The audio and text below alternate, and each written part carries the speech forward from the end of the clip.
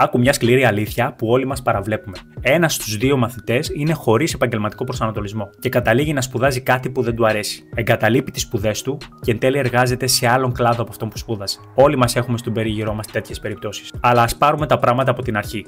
Όταν είμαστε μικροί, μας ρωτάνε τι θέλεις να γίνεις όταν μεγαλώσεις, ενώ όταν είμαστε 18 μας ρωτάνε τι θα σπουδάσεις, και εμείς ακούμε φίλους, καθηγητές και γονείς για να επιλέξουμε τι θα σπουδάσουμε. Ενώ το ερώτημα θα έπρεπε να παραμείνει το ίδιο. Τι θέλεις να γίνεις, τι σε γεμίζει, τι σε κάνει χαρούμενο, και αυτό θα το ανακαλύψεις μέσω ενός τεστ επαγγελματικού προσανατολισμού.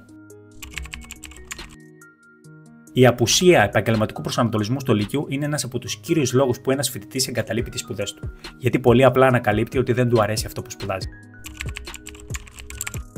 Η διαγραφή των αιώνιων φοιτητών φυσικά και δεν είναι ουσιαστική λύση. Είναι απλά παράκαμψη του προβλήματος. Η ουσιαστική αντιμετώπιση του προβλήματος θα επιτευχθεί με το να δοθούν στους νέους τα κατάλληλα εργαλεία και τα μέσα ώστε να αποφασίζουν πιο εμπεριστατωμένα. Υπάρχει ένα δωρεάν online τεστ επαγγελματικού προσανατολισμού, το οποίο έχει δημιουργηθεί από ανθρώπους με 20ετή εμπειρία στο χώρο και σου δίνει έγκαιρα αποτελέσματα για τι επαγγελματικός τύπος είσαι και ποιοι κλάδοι και εξειδικεύσεις σου ταιριάζουν περισσότερο. Επιπλέον, λαμβάνεις προτάσεις σπουδών πάνω στα ενδιαφέροντα και στις κλήσεις σου από όλο τον κόσμο, γιατί οι προοπτικές σου δεν πρέπει να είναι περιορισμένες. Πώς θα κάνεις το τεστ επαγγελματικού προσανατολισμού του Brive? Μπες στο link που θα βρεις στο προφίλ μας. Ολοκλήρωσε πολύ εύκολα το τεστ και λάβε πρόσβαση στην προσωπική σου σελίδα που σου τα αναλύει όλα αυτά με ποσοστά και δεδομένα. Είναι δωρεάν φυσικά, το έχει δημιουργήσει το Brive για να συμβάλλει με όποιον τρόπο μπορεί στο να δώσει στους νέους τα κατάλληλα εργαλεία που πρέπει να έχουν στα χέρια τους. Θα σου πάρει μόλις 10 λεπτά να το ολοκληρώσεις και μπορεί να σου γλιτώσει χρόνια από μία λάθος κατεύθυνση.